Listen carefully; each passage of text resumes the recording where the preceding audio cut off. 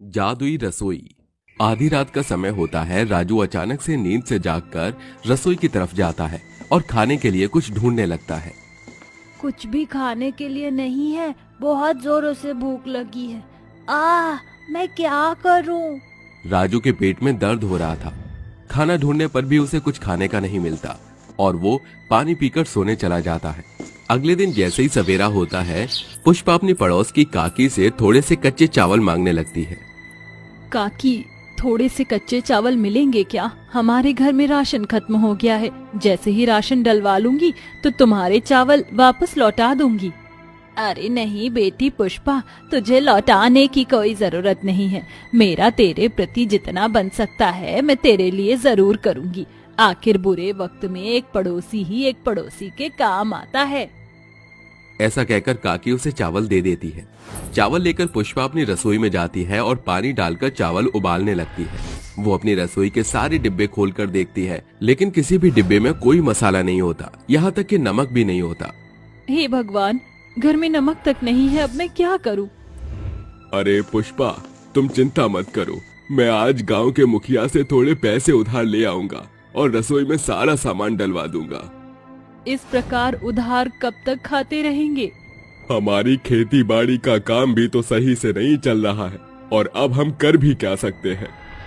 पुष्पा चावल उबालने के बाद सभी को चावल दे देती है, जिसके बाद राजू चावल खाते हुए कहता है, माँ, आपने चावल के अंदर नमक भी नहीं डाला, बिल्कुल भी स्वाद नहीं आ रहा है। अगर थोड़ा नमक है तो दे दो, नहीं तो आमचूर ही दे दो। नहीं बेटा, रसोई में कुछ भी नहीं है, बस यही है। आज तुम बिना नमक के ही खा लो। वो खाना खा ही रहे थे कि तभी अचानक से एक गाय उनके दरवाजे पर आकर रोने लगती है। अरे, लगता है कोई गाय बहुत ही ज्यादा भूखी है। मैं काम करता हूँ, अपने हिस्से के चावल उसे ही खिला देता हूँ। मनोहर निस्वार्थ अपने सारे चावल उस भूखी गाय को खिला देता है, जिसके बाद चावल खाते ही वो भूखी गाय अचानक से एक देवी के रूप में बदल जाती है और मनोहर से कहती है, खुद भूखे रहने के बाद तुमने मेरी भूख मिटाई, तुमने मेरी परीक्षा पास कर ली। मैं यहाँ तुम्हारी परीक्षा लेने आई थी। बताओ, तुम्हें मुझसे क्या चाहिए? अरे, साक्षात देवी माँ के दर्शन हो गए। इससे ज्यादा और मुझे क्या चाहिए? देवी माँ, मैं तो आभारी हूँ जो आपने मुझे अपने दर्शन दिए।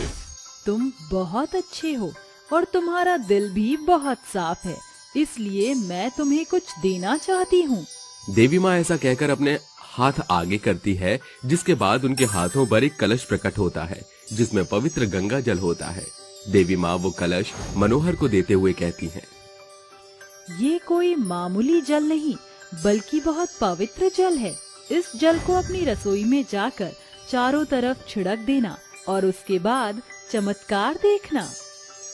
ऐसा कहने के बाद देवी माँ वहाँ से गायब हो जाती हैं, जिसके बाद मनोहर पवित्र जल लेकर पूरी रसोई में छिड़क देता है। देखते ही देखते उसकी पूरी रसोई जादुई रसोई में बदल जाती है और रसोई के अंदर से मसाले के डिब्बे, चकला, बेलन, गैस सिलेंडर मनोहर से कहते हैं, तुम्हारा स्वागत है। मैं जादुई नमक हूँ, चाहे जितना भी डालोगे सब्जी में, केवल उतना ही स्वाद दूंगा जितने की जरूरत है। मुझको डालो और स्वादानुसार भोजन को प्राप्त करो। अरे, हम कहना ही भूल जाना, ये सब माजरा हमरे आगे फेल है। हम यहाँ सबके दादा हैं। हे भगवान, ये सब मैं क्या देख रहा हूँ? कहीं मुझे कोई सपना तो नहीं आ गया?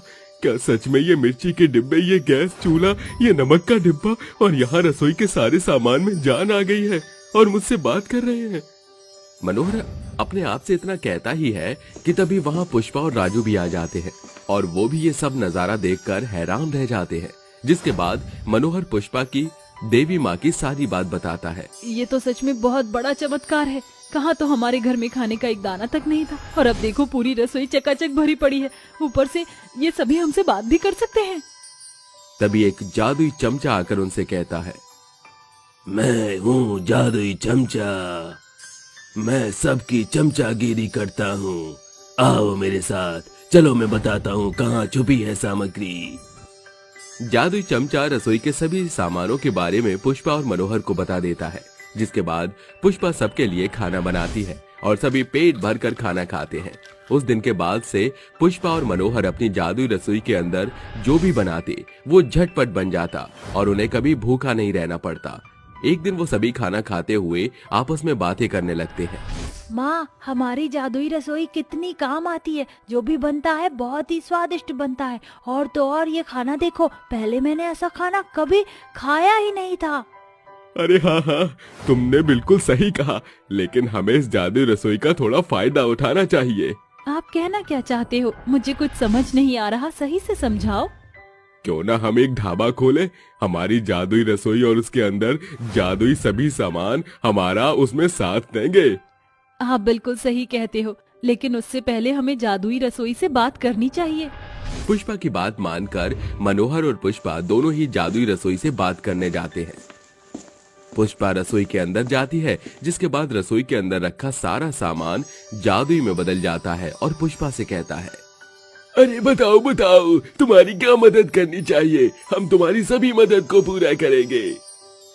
अरे हम सोच रहे थे कि क्यों ना हम तुम्हारी मदद लेकर अपना एक अच्छा सा ढाबा खोले। क्या तुम इसमें हमारा साथ दे सकते हो?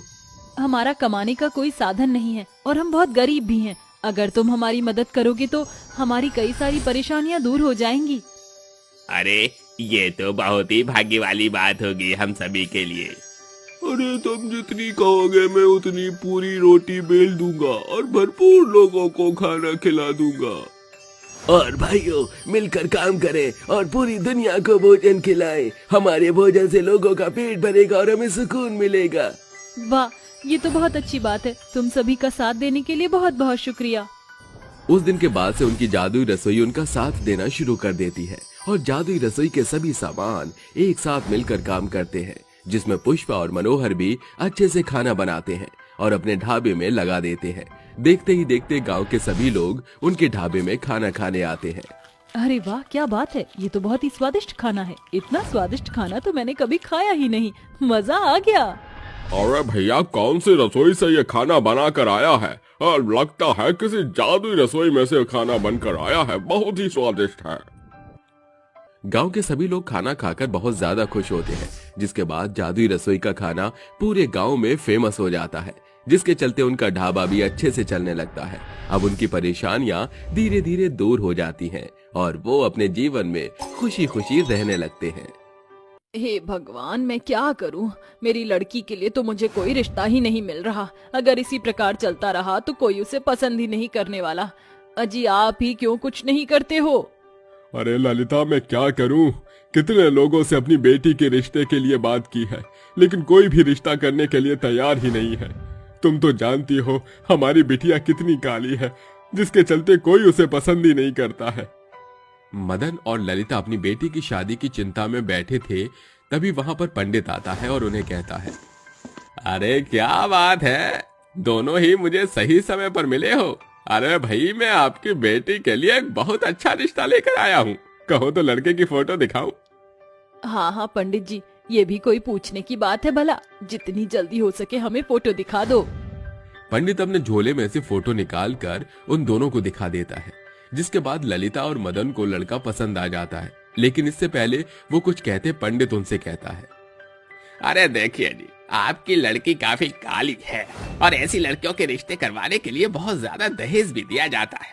यह लड़का पढ़ा लिखा और अच्छी नौकरी भी करता है, वही दहेज तो अच्छा खासा देना पड़ेगा। अरे तुम दहेज की चिंता मत करो, मैं अपनी बेटी की शादी करवाने के लिए अपना मकान भी बेच दूंगा। बस तुम किसी भी तरह मेरी बेटी का अच्छे घर में रिश्ता करवा दो। पंडित मदन और ललिता की बात मान लेता है और एक अच्छे से घर में उसका रिश्ता करवा देता है।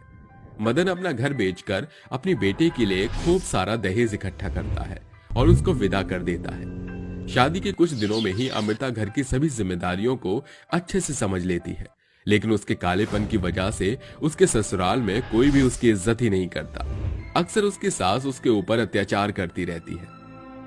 अरे अमृता, कहाँ है तू? तुझे घर में काम दिखाई नहीं देता? ये देख, चारों तरफ धूल मिट्टी कितनी हो रही है। मुझे तो लगता है पूरे हफ्ते से तूने घर में कोई सफाई नहीं की।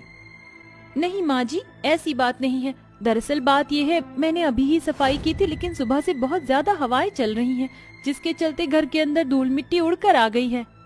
बस बस बस बस कर, मैं जानती हूँ तू बहुत ज्यादा बहाने बनाती है। तेरे ये बहाने मेरे सामने नहीं चलेंगे। मैंने कहा ना अभी के अभी इस घर में अच्छे से साफ सफाई कर। ठीक है माँ जी, मैं साफ सफाई कर देती हूँ। अमृता पूरे घर की साफ सफाई कर देती है। ऐसे ही रोजाना उसके घर पर बहुत अत्याचार होने लगते हैं, यहाँ तक कि उसका पति वीरेंद्र उसे अपनी पत्नी भी स्वीकारने से मना कर देता है और उसे हमेशा दूरियां बनाकर रखता है। देखो, तुम मुझे बिल्कुल भी पसंद नहीं हो, इसलिए मुझसे दूर ही रहो। मैं किसी और से प्यार करता हूँ। अगर आप पहले ही किसी और से प्यार करते थे तो आपने मुझसे शादी ही क्यों की? क्योंकि इससे अच्छा तो आप मुझसे शादी ही ना करते तो ही अच्छा होता। अमृता का जवाब सुनते ही वीरेंद्र उसके मुंह पर एक जोरदार तमाचा मारता है, जिसके बाद वो गुस्से से चला जाता है। शाम को अमृता और माधुरी वीरेंद्र के आने का इंतजार करते रहते हैं, लेकिन वीरेंद्र घर पर आता ही नहीं। अरे कलमुही करमजली, आखिर तूने ऐसा क्या कह दिया मेरे बेटे से जो मेरा बेटा अभी तक नहीं आया है? जी मैंने तो उन्हें कुछ कहा ही नहीं था, पता नहीं क्यों मुझसे नाराज होकर चले गए। वैसे माँ जी, जब आपको पता था कि वीरेंद्र जी किसी और से प्यार करते हैं तो आपने मेरी शादी वीरेंद्र जी से क्यों करवाई? अरे किसने कहा कि वीरेंद्र किसी और से प्यार करता? ये सब झूठ है, ऐसा कुछ नहीं है। माधुरी सच्चाई सामने आने के बाद भी उसे मुकर जाती है, लेकिन तभी दरवाजे की घंटी बजती है। मुझे लगता है कि वीरेंद्र जी वापस आ गए हैं, मैं जाकर दरवाजा खोलती हूँ। अमृता जैसे ही दरवाजा खोलती है, दरवाजे पर उसका पति वीरेंद्र खड़ा होता है और वो एक लड़की के साथ शादी के जोड़े में होता है। वीरेंद्र जी आप आ गए, लेकिन ये लड़की कौन है और आप इसके साथ शादी के जोड़े में क्यों खड़े हैं? अमृता, ये मेरी पत्नी है। जाओ मेरी माँ को बुलाकर लाओ, वो हमारा गृह प्रवेश करेंगी। तभी वहां पर माधुरी भी आ जाती है। पहले तो वो हैरान रह जाती है, लेकिन जब वो अपनी नई बहू का चेहरा देखती है तो वो भी उनकी खुशी में शामिल हो जाती है। अरे वाह बहू, बहुत सुंदर हो तुम तो, तुम्हारे नैन नक्श भी बहुत सुंदर है। अरे वीरेंद्र, तेरी पसंद तो कसम से बहुत ही गजब है। तूने मुझे पहले ये लड़की दिखा दी होती तो मैं इस काली कलूटी से तेरी शादी कभी नहीं करवाती। अरे माँ जी, आप ये कैसी बातें कर रही हो? मेरे होते हुए इस घर में दूसरी बहू कैसे आ सकती है और आप इस लड़की का गृह प्रवेश कैसे कर सकते हो? ये सब ठीक नहीं है। अरे जरा शक्ल देख तू अपनी, क्या तेरी शक्ल इस घर की बहू बनने के लायक है? जा चली जा यहाँ से, मैं तेरा चेहरा भी नहीं देखना चाहती। अपनी सास का ऐसा बर्ताव देख बेचारी अमृता रोते हुए अपने कमरे में चली जाती है। उसे कुछ समझ नहीं आता। देखते ही देखते कुछ दिन बीतने लगते हैं। अब माधुरी अपनी बहू शेफाली के साथ मिलकर बेचारी अमृता के ऊपर बहुत अत्याचार करती है। अमृता के पास और कोई रास्ता नहीं था। वो अपनी सास और सौतन के अत्याचारों को सहन करती हुई उसी घर में रहती है। मेरे पास कहीं और जाने का कोई और रास्ता भी नहीं है। अब मैं क्या करूं? मुझे इसी घर में रहना होगा अपनी सौतन के साथ। देखते ही देखते कुछ महीने बीत जाते हैं और बेचारी अमृता सबके अत्याचार सहते हुए उसी घर में रहती है। वहीं दूसरी तरफ शेफाली को 9वां महीना चल रहा होता है। एक दिन अचानक से उसे लेबर पेन शुरू हो जाता है। मुझे बहुत दर्द हो रहा है, मुझे जल्दी से हॉस्पिटल लेकर चलो। मुझसे ये दर्द बर्दाश्त नहीं हो रहा, जल्दी करो जी। वीरेंद्र अपनी गाड़ी निकालता है, जिसमें वो अपनी पत्नी शेफाली, अपनी माँ और अमृता को बिठा लेता है। वो सभी हॉस्पिटल जा रहे होते हैं, लेकिन अचानक से रास्ते में उनका एक बहुत बड़ा एक्सीडेंट हो जाता है। एक्सीडेंट के दौरान शेफाली के पूरे शरीर पर चोट आ जाती है और माधुरी के सिर से खून बह रहा होता है। वहीं वीरेंद्र की आंखों में कार के शीशे के टूटने की वजह से चोट लग जाती है। अमृता सबसे पीछे बैठी थी, इसलिए वो बेहोश हो जाती है। कुछ लोग वहां इकट्ठा होते हैं और उन्हें हॉस्पिटल पहुंचा देते हैं। देखिए, उस हादसे के बाद केवल आप ही को होश आया है। दरअसल आपके लिए एक अच्छी खबर के साथ 3 बुरी खबर है। जिस माँ के पेट में बच्चा था वो बिल्कुल सही सलामत है, लेकिन उस माँ के शरीर पर बहुत से जख्म आ गए हैं। वहीं उनका जो पति था उसकी आंखें डैमेज हो गई हैं और माधुरी जी का एक हाथ फ्रैक्चर हो गया है। और एक खबर आपके लिए, मैं ऐसा कहना नहीं चाहता, लेकिन एक्सीडेंट की वजह से आपका शरीर काम करना छोड़ चुका है। आप जीती जागती एक लाश हो।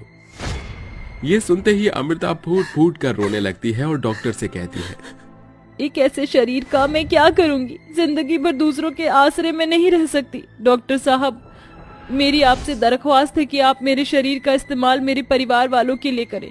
मेरे पति को मेरी आंखें दे दीजिए और मेरी सौतन की सर्जरी करा दीजिए। अमृता अपनी सौतन और अपने ससुराल वालों के लिए अपने आप का त्याग कर देती है और अपने जीवन को उनके नाम कर देती है, जिसकी खबर एक चिंगारी की तरह पूरे शहर में फैल जाती है और वो हर किसी की जुबान पर एक मिसाल की तरह बन जाती है।